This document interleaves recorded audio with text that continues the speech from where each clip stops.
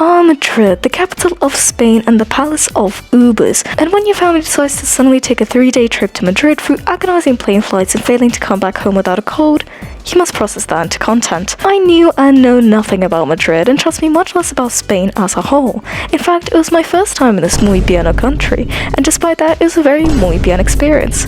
So let me try to explain that experience in the most possible muy bien way. Day 1. Or should I say day 0? The flight to Madrid was so bad it needs a category of its own. My flight was a transit flight, with the first flight being at night and the second one being early morning the next day. So the time gap between the two was only about 5 hours or so, which is a pretty uncomfortable time since it's too short to go to a hotel but too long to be spent waiting at a cafe, since it was also like 2 a.m. With this beautifully found information, we went to the Italy-Milan airport website to find ZZZ Sleep and Go capsule pods. These pods reminded me of capsule hotels you'd see in Japan and were considerably cheap for the promised rest, so we booked them. But when we got to Milan, and after 1 hour of searching for these pods, we finally found them and were impressed yet disappointed at our own stupidity. I can't call it anything other than a dog crate. You could hear everything, everyone could hear you, the bed seemed like something unholy was present in it, and it didn't seem like something you'd get a good night's sleep in. And safe to say, it kinda wasn't. By the time I filmed the video, I only had around 3 hours to get some sleep, which isn't that bad and is a lot better than sleeping on the floor, but this glaring TV wasn't really helping my situation. I mean, I wasn't expecting some luxury hotel room with Michelin star chefs serving up 5-course meals with free-tier cakes for dessert. But maybe a made bed at least? I'd be surprised if these capsules even got cleaned, because honestly it seems like a tornado ran through it and I was the first person to walk into it since. Anyway, after a suspiciously white coffee to get me going, my pussy serving playlist that I kept on repeat during the flight, and a very smart lock, my family finally arrived into our Airbnb.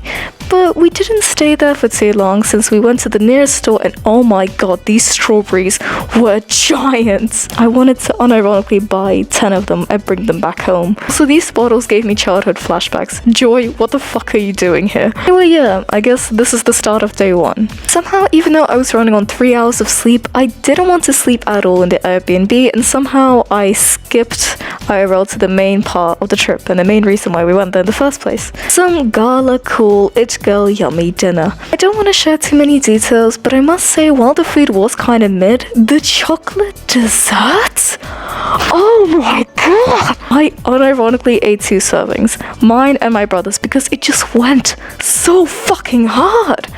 Oh yeah, and I was dripped out. Look at me looking so baby girl. Anyway, yeah, day 2. Finally, I had a good night's rest and didn't look like a living, breathing, sleep-deprived gargoyle, and once I woke up, I decided that I wanted to embrace my inner Hua Chang for the day. I can't lie, I was very excited for this outfit. If I'm gonna be honest, the only Hua Chang part of this was the red blouse and the silver accessories, but if we have some imagination, then we can all be delusional and say that this was what Hua Chang would wear if he was in a university AU. Right? I overate again on the burgers, omelets, and the banging creme brulees, and to get some fresh air, we went to a nearby lovely park, where I got this beautiful spoiler image. I'm not sure if this was a popular tourist spot, but considering these 2 lovely chess players played in the middle of loud-ass tourists, convinces me that they did it purely for the aesthetic and not the calm, composed atmosphere. But yeah, this place was beautiful. So many statues of people I had no clue about, pigeons on statues, and peacocks? I'm not sure why they're here or what they're doing next to cars, but hey, at the very least the buildings were pretty. And after we walked a little further, we found a gorgeous cathedral. Unironically, it looked like one of those churches where gothic lesbians would get married in. This guy would be invited to a wedding too. Also, it was right in front of the Spanish version of Buckingham Palace, which made me really feel like I was back at home. For the sake of your guys' entertainment, I made a small edit of this today because my shitty vocabulary cannot describe how nice the scenery was. So I hope you can spiritually understand me after watching it.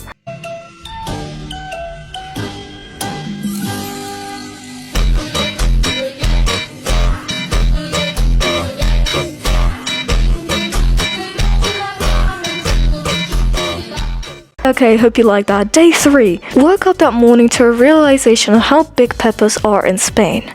Just look at it compared to my hand. But this day is actually a bit different than the others. I had pretty much nothing planned, so we decided to do the true British thing and go to a red double-decker tour bus.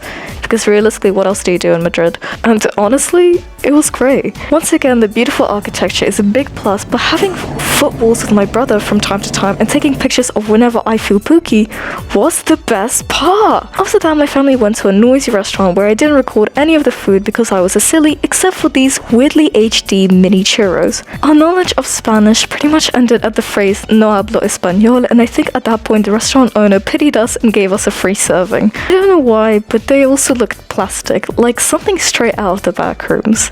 They slapped though. And finally, the day I waited for most. Leaving day. As fun as Madrid was, I couldn't help but ache for my home sweet home. My little Yippee plushie, my Hua Chang figurine, and the fictional men on my computer screen. And oh boy was I excited to reunite with all of it. The flight back was a lot calmer since this time it was the complete opposite of last time. First flight was early morning and the flight back ended somewhere around nighttime. So the 5-hour break in between them we spent at a cafe instead of paid jail cells. My daily cappuccino, signature fried chicken sandwich, and eclair went hard as always. You know, you could never ask for anything better, and look cute! When I landed back into my spawning point, I saw this little motherfucker with the biggest ass eyes staring at my family as though we had a giant piece of meat just sitting in our bags for it to eat happily. And if it wasn't obvious enough, we didn't. I guess it's just our natural cat whispering abilities that led this little goober to us. Anyway, blah blah blah, look! I'm home! And I'm sick! But I'm home! Sorry for the delay with this video. I wanted to get it out sooner, but the airport curse of weak immune system got to me and I had to postpone it for a few days.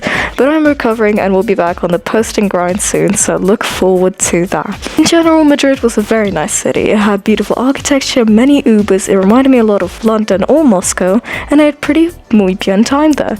Definitely up there on my city rank list, with Milan dropping to the lowest. Would I visit it again? Sure, I guess. Why not? As long as I don't come back feeling like a bag of shit afterwards. Anyway, yeah, normal posting schedule soon, and thank you so much for being patient with this video. Thank you for watching and follow my socials. Okay, bye, I'm taking a nap. Mwah.